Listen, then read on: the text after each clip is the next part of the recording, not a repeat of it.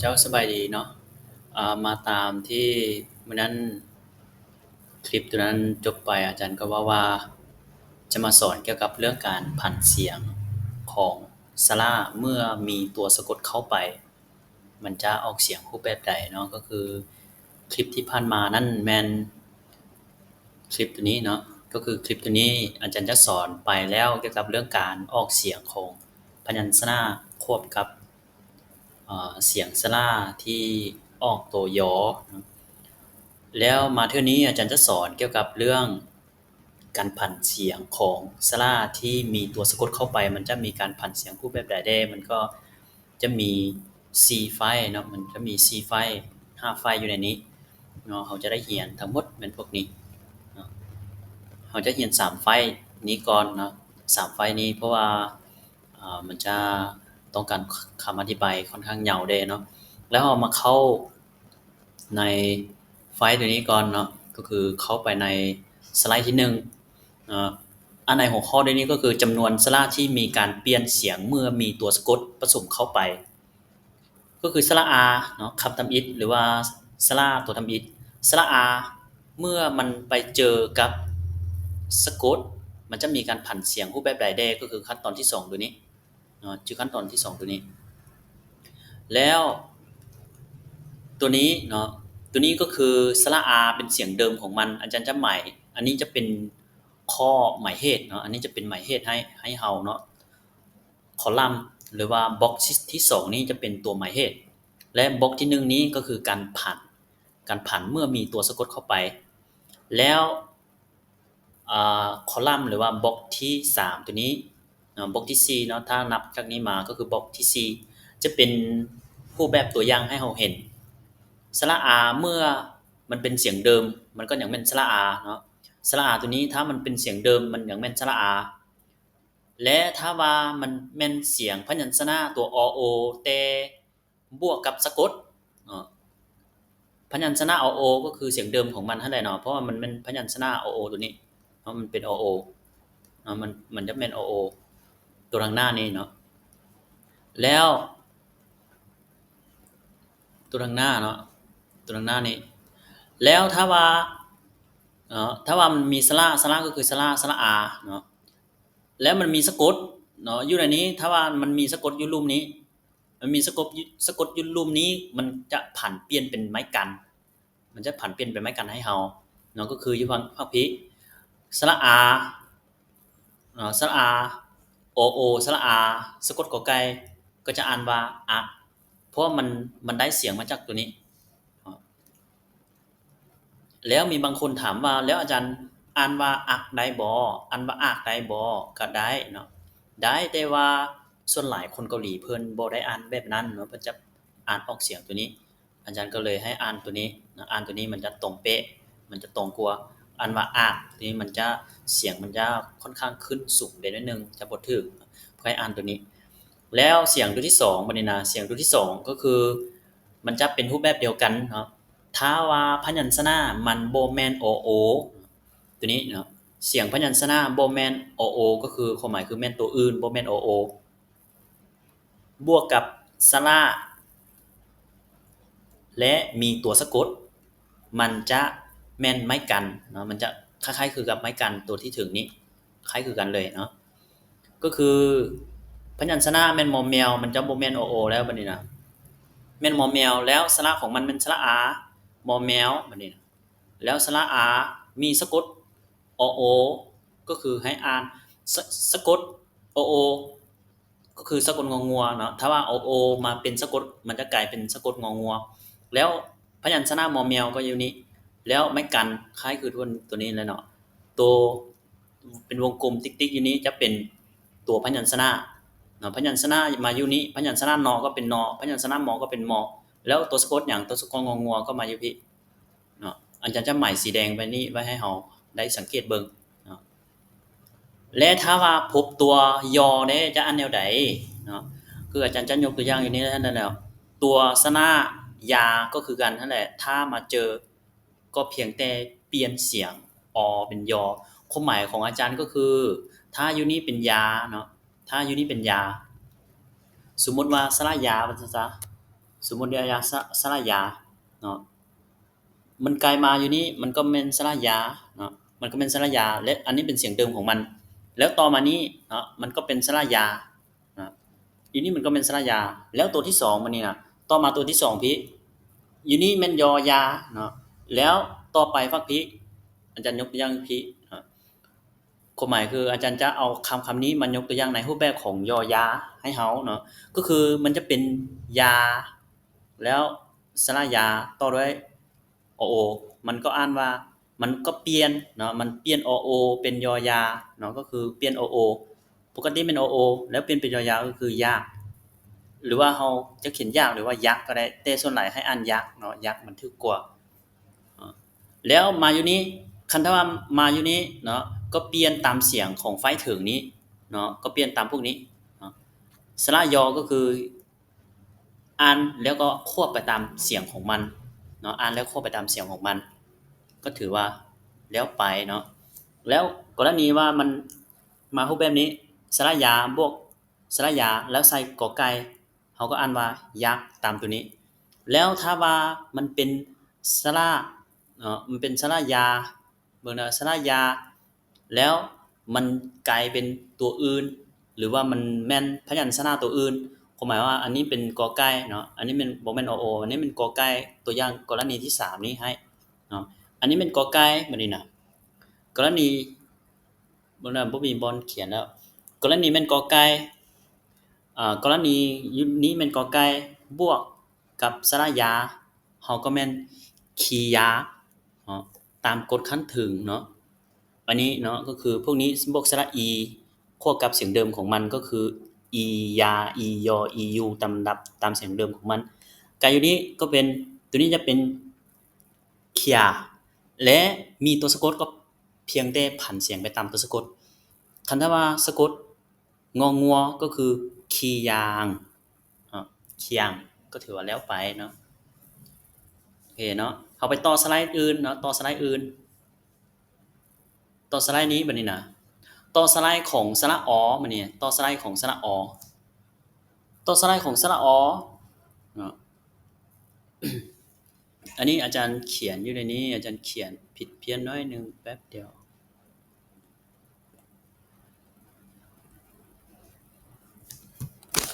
อันนี้สระอบัดนี้นะ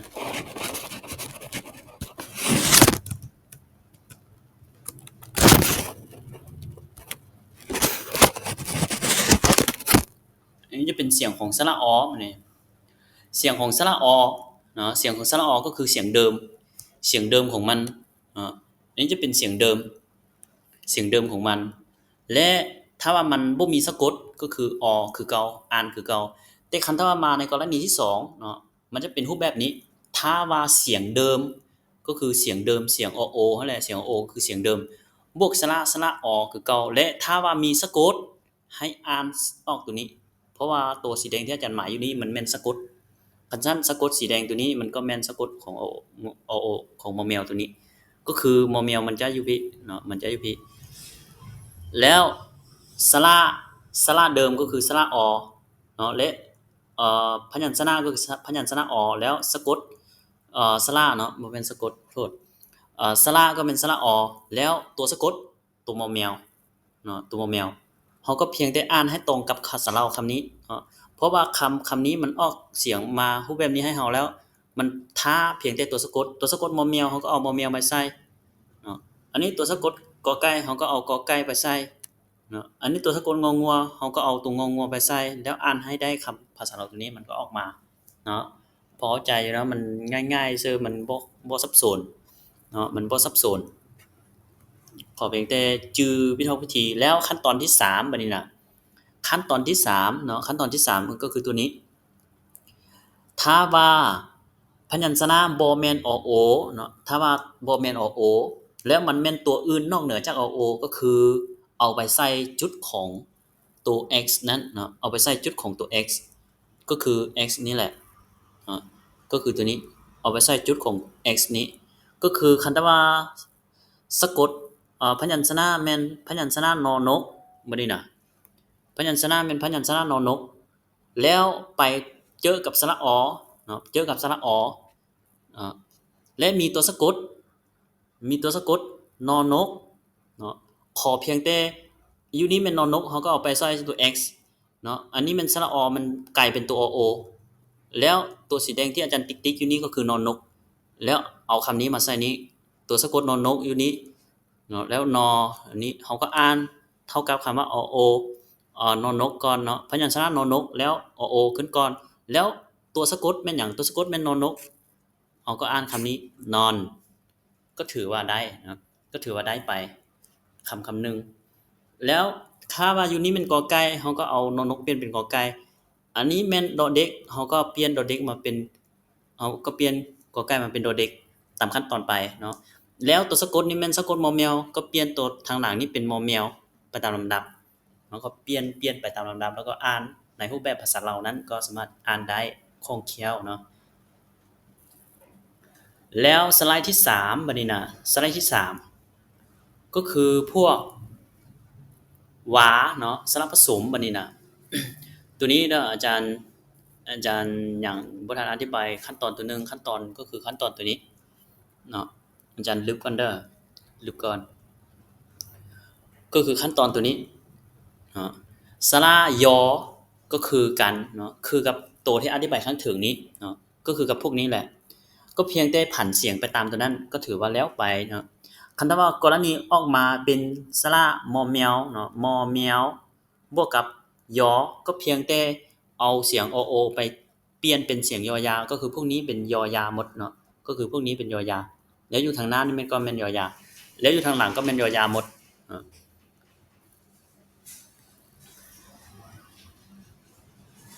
แล้วคันถ้าว่าเฮามีอยู่นี้คือเฮามีอยู่นี้คืออโอเนาะคันเฮามีอยู่นี้แม่นอโอคันซั่นเฮาก็เพี้ยนเสียงไปตามเสียงของอโอบ่จำเป็นต้องไปเพี้ยนเสียงตัวอื่นเพราะว่ามันแม่นกฎของงองัวคันซั่นต้องเปลี่ยนไปตามงองัวเนาะแล้วเพียงแต่เปลี่ยนเสียงของอโอมาเป็นเสียงของยอยาก็ถือว่าแล้วไปมาต่อสไลด์ตัวที่3บัดนี้นะสไลด์ที่3ก็คือพวก อ่าสระผสมเนาะก็คือพวกสระผสมสระผสมนี้เนาะเมื่อมันเป็นเสียงเดิมเนาะเมื่อมันเป็นเสียงเดิมเมื่อมันเป็นเสียงเดิมมันจะเป็นโออาก็คืออ่านตามที่เมื่อนั้นเราอ่านเสียงสระผสมก็คือโอแล้วก็อาบ่ต้องอ่านว่าวาวาเนาะถึงว่าเขาจะอ่านว่าวาก็ได้เนาะอ่านว่าวาปกติแล้วอยู่ใน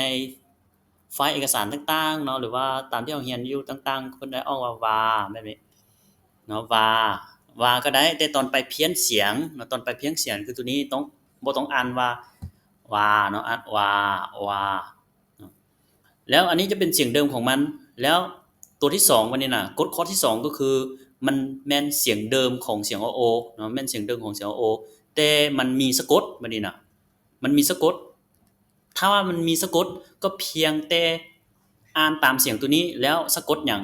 สะกดงองัวก็เอามาใส่จุดนี้สะกดนอนนกก็เอามาใส่จุดนี้แล้วให้อ่านออกเสียงของมันโดยเฉพาะตามตัวนี้เลยนะเพียงแต่เบิ่งตามตัวนี้เลยก็สามารถเข้าใจได้เนาะเบิ่งตัวนี้เนาะก็คือตัวนี้จะเป็นโอวาแล้วอยู่นี้มีสะกดเนาะมันเท่ากับภาษาเกาหลีคำนี้เนาะแล้วอยู่นี้มันมีสะกดอยู่นี้ถ้าว่าอยู่นี้ถ้าว่าอยู่จุดๆนี้หั่นน่ะมันมีสะกดตัวใดก็เอามาใส่จุดๆนี้แล้วอ่านภาษาเราคำนี้ก็ถือว่าได้เนาะก็ถือว่าได้เนาะเบิ่งอาจารย์จะเอาลงตัวอย่างเบิ่งก่อนเนาะอันนี้ก็คือตัวอย่างข้างถึงนี่แหละก็คือตัวอย่างตัวนี้เนาะตัวนี้มันสะกดนอนนกเขาก็เอานอนนกมาใส่นี้เนาะปกติมีสระอานี่เนาะก็คือโออานโออานโออานโออาน แล้วอาจารย์บอกอยู่นี้ว่าถ้าว่าบ่อ่านว่าโอวานก็คือว่าอ่านว่าวานหรือว่าวันก็ได้เนาะบ่เป็นหยังแล้วตกมาตัวนี้บัดนี้น่ะตกมากฎข้อที่3กฎข้อที่3ก็คือเสียงพยัญชนะเนาะเสียงพยัญชนะนี้มันบ่แม่นอมันแม่นตัวสะกดบ่แม่นมันแม่นพยัญชนะตัวอื่น ก็คือให้เอาไปใส่ของโอโอแล้วคำนี้อย่างอยู่แล้วเหลือสะกดตัวใดมันเอาไว้บนหลังพี่แล้วก็อ่านก็คือตัวนี้อ่าก็คือตามที่ยกตัวอย่างมาให้เห็นอยู่นี้อ่าตัวนี้ก็คือมันจะเป็นรูปแบบนี้ก็คือกอไก่มันมาอยู่พี่แล้วบวกกับ OR รูปแบบนี้แล้วมันก็เทียบเท่ากับสระโอคันสั้นปกติแล้วมันเป็นเสียงของโอคันสั้นโอจะอยู่นี้คันสั้นเป็นเสียงกอไก่คันสั้นเป็นเสียงกอไก่มันก็แมนกอไก่อยู่นี้แล้วตัววาวามันอย่างอยู่เดิมแล้วเหลือตัวสะกดอยู่ใส่อันนี้ก็เป็นสะกดตัวนั้นเนาะก็คือยกตัวอย่างอยู่พี่เนาะมันแม่นสะกดของงองัวเนาะสะกดงองัวอยู่นี้คันสั้นเฮาก็เอาสะกดงองัวไปใส่พี่เนาะอ่านว่าควางถ้าว่าสะกดมอแมวอยู่นี้อยู่นี้ก็แม่นสะกดมอแมวถ้าว่าอยู่นี้แม่นสะกดนอนนกก็เอาอยู่นี้แม่นนอนนกเนาะไปตามลำดับก็เปลี่ยนไปตามลำดับถ้าว่าอยู่นี้แม่นมอแมวเนาะถ้าว่าอยู่นี้แม่นมอแมวเนาะอันจะลึกก่อนถ้าว่าอยู่นี้แม่นมอแมวก็เปลี่ยนจากกอไก่มาเป็นมอแมวรูปแบบนี้เนาะก็คือมานรูปแบบนี้ก็ถือว่าได้โอเคเนาะพอเข้าใจเนาะอาจารย์จะสอนไว้ได้นิดนึงเนาะเพื่อให้รักษาเวลาของเราได้เนาะรักษาเวลาในการเบิ่งคลิปเพราะว่าเบิ่งโดนเขาก็เบื่อแม่นบ่ โอเคต่อไปสไลด์ตัวนี้บัดนี้นะสไลด์ตัวนี้ก็คือ wall เนาะสระ wall เนาะพวกสระ wall แล้วมันก็คล้ายๆคือกับสไลด์3สไลด์ที่ผ่านมาเนาะก็คือมันจะอธิบายไปในรูปแบบเดียวกันเลยเนาะเสียงเดิมของมันแม่นตัวนี้เสียงเดิมของมันโดยบ่มีสะกดเนาะพยัญชนะก็เป็นอย่างแม่นพยัญชนะของโอโอแล้วตัวที่2บัดนี้ตัวที่2ก็แม่นพยัญชนะก็อย่างแม่นพยัญชนะของโอโอแต่พัดมีสะกดเมื่อมีสะกดเราก็เพียงแต่ผ่านไปตามตัวสะกดเนาะอยู่นี้มันมีสะกดตัวใดอยู่เราก็ใส่อยู่บนนั้นเพราะว่าอยู่นี้เพิ่นจงตัวสะกดให้เราเพียงแต่ว่าตัวสะกดงองัวก็เอามาใส่จุดนี้แล้วอ่านคำนี้คำเดียวเนาะก็คือยกตัวอย่างอยู่พี่ก็คือวออันนี้เป็นอูวออยู่แล้วเนาะถ้าว่ามีสะกดอยู่นอนกอยู่นี้ก็อ่านว่าอูวอนฮู้ไปนี่เนาะอูวอนก็ถือว่าจบไปเป็นอย่างอยู่นี้จึงว่าอ่านว่าอูวอดเพราะมันมีสะกดดอเด็กเนาะสะกดดอเด็กก็ใส่ดอเด็กอยู่นี้สะกดงองัวอยู่นี้เฮาก็ใส่สะกดงองัวอยู่นี้สะกดมอแมวอยู่นี้เฮาก็ใส่สะกดมอแมวอยู่นี้ไปตามลำดับแต่ละขั้นตอนเลยเนาะเพียงแต่อาจารย์อธิบายผ่านๆไปนะแล้วพยายามศึกษาหลายๆเนาะศึกษาหลายๆเพื่อความเข้าใจแล้วตัวนี้บัดนี้น่ะต่อมาตัวที่3บัดนี้น่ะตัวที่3ตัวที่3ก็คือมันก็คล้ายคือกับตัวถึงเนาะถ้าว่าพยัญชนะบ่แม่นเสียงของอโอเนาะพยัญชนะบ่แม่นเสียงของอโอแล้วมันเป็นเสียงตัวอื่นก็เพียงแต่เปลี่ยนพยัญชนะอโอตัวนี้เนาะอโอตัวนี้มาเป็นเสียงพยัญชนะตัวนั้นถ้าว่าแม่นกอไก่ก็คือเปลี่ยนอโอมาเป็นกอไก่เนาะหรือว่าแม่นงองัวหรือบ่แม่นหรือว่าแม่นมอแมวก็เปลี่ยนมาเป็นตัวสะกดมอแมวมาแทนของตัวโออยู่ก็คือมอแมวถ้าว่ามอแมวมาอยู่เนาะอันนี้จะอ่านว่ามัวมัวมัวมัวเนาะแต่อาจารย์ยกตัวอย่างนี้เป็นกอไก่เนาะก็คือกอไก่สระอเนาะแล้วหยังสะกดเนาะอันนี้จะเป็นคูเนาะอันนี้จะเป็นคูของแบบนี้มันท้าเพียงแต่ตัวสะกดเนาะมันท้าเพียงแต่ตัวสะกดเท่านั้นถ้าว่าอยู่นี้แม่นสะกดหยังเราก็เอามาไว้นี้แล้วอ่านคำภาษาลาวตัวนี้สมมุติว่าอยู่นี้ตามตัวอย่างนี้เนาะอยู่นี้แม่นนอนนกเราก็เอานอนนกมาใส่นี้อยู่นี้แม่นงองัวเราก็เอางองัวมาใส่นี้แม่นบ่เห็นความง่ายแล้วเนาะโอเคอาจารย์จะอธิบายผ่านๆเพื่อแบบนี้นะให้ศึกษาเพิ่มเติมเนาะแล้วกฎการออกเสียงมันก็มีเนาะกฎการออกเสียงของมันเมื่อมันไปเจอกับแนวใดมันก็มีเนาะและการผันเสียงเมื่ออโอไปเจอกับฮอเฮือนบ่หรือว่ากอไก่ไปเจอกับฮอเฮือนมันจะเปลี่ยนเป็นเสียงสูงบ่หรือว่ามันจะเสียงต่ำเสียงเบาอหยังต่างๆ แม่นอาจารย์จะสอนในคลิปต่อไปเนาะคลิปนี้อาจารย์ขอจบเท่านี้ก่อนเนาะพบกันใหม่คลิปหน้า